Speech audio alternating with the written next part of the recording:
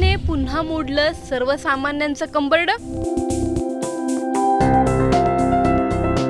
लग्न सराईत मध्यमवर्गीयांच्या डोळ्यात पाणी, सोन्याचे दर पुन्हा ऐतिहासिक उच्चांकांवर। घरातलं सोनं आता गुंतवणूक की ओझं? गेल्या काही दिवसांपासून सोन्याच्या दरांनी अक्षरशः आग ओकली आहे।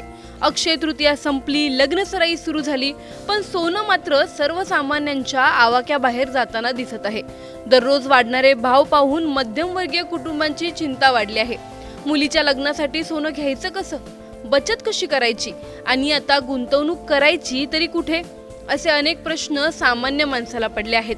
सोन्याचा दर काय आहे सर्व जाणून घेणार आहोत या व्हिडिओमधून, त्यामुळे हा व्हिडिओ शेवटपर्यंत नक्की पहा आणि टाइम्स नाऊ मराठीच्या यूट्यूब, इंस्टाग्राम आणि फेसबुक पेजला फॉलो करायला विसरू नका।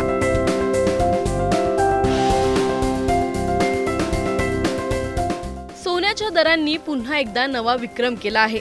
आंतरराष्ट्रीय बाजारात वाढलेली अनिश्चितता, डॉलरमधील चढ उतार, अमेरिकेच्या व्याजदरांबाबतची चिंता आणि सुरक्षित गुंतवणुकीसाठी वाढलेली मागणी, या सगळ्याचा थेट परिणाम भारतातील सोन्याच्या बाजारावर दिसून येत आहे।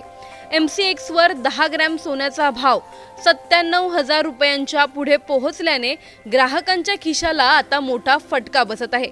तर 24 कॅरेट सोनं अनेक शहरांमध्ये 99,000च्या उंबरट्यावर पोहोचलं आहे। चांदीनेही जोरदार उसळी घेत 1 लाख रुपयांच्या आसपासचा टप्पा गाठला आहे। मुंबई, पुणे, नाशिक, कोल्हापूर सारख्या शहरांमध्ये सराफा बाजारात ग्राहकांची गर्दी कमी झालेली दिसत आहे। अनेक जण आता आज नाही थोडे दर कमी झाले की घेऊ असं म्हणत दुकानातून रिकाम्या हाताने परतताना दिसत आहेत।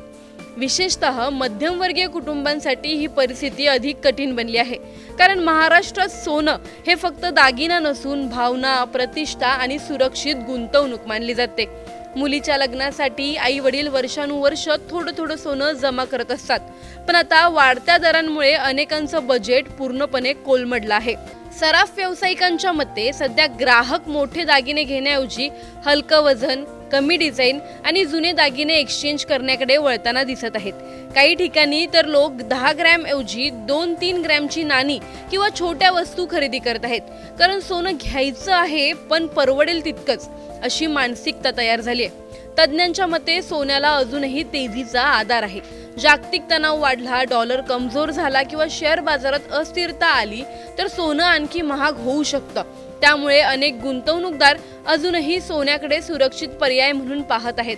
मात्र दुसरीकडे सामान्य माणूस वाढत्या महागाईत घर खर्च, EMI, शिक्षण आणि लग्न खर्च सांभाळताना हवालदिल झालेला दिसतो आहे। एकेकाळी सोनं म्हणजे सुरक्षित भविष्य असं म्हटलं जायचं, पण आता तेच सोनं मध्यमवर्गीयांच्या स्वप्नावरचं सर्वात मोठं ओझं बनत चाललंय का? आणि जर सोन्याचे दर असेच वाढत राहिले तर पुढच्या पिढीसाठी सोनं हा फक्त शोकेस मधला दागिना उरणार आहे का? तुम्हाला काय वाटतं आम्हाला कमेंटमध्ये नक्की कळवा। व्हिडिओ आवडल्यास लाईक व शेअर करायला विसरू नका। तसंच अशा नवनवीन अपडेट्ससाठी व माहितीपूर्ण व्हिडिओजसाठी टाइम्स नाऊ मराठीला नक्की फॉलो करा।